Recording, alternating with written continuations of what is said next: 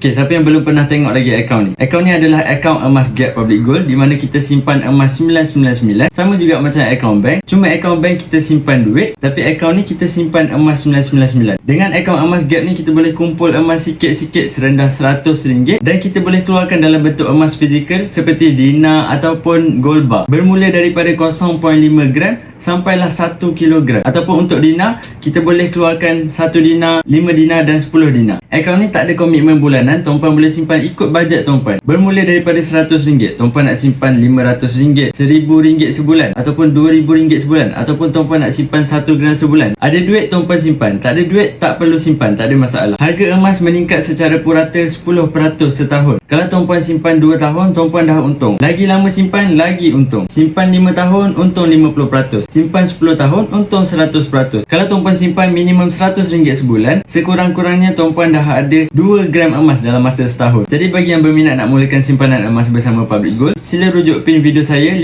langkah mudah daftar akaun Public Gold secara percuma. InsyaAllah saya akan bantu sampai kaya dengan emas.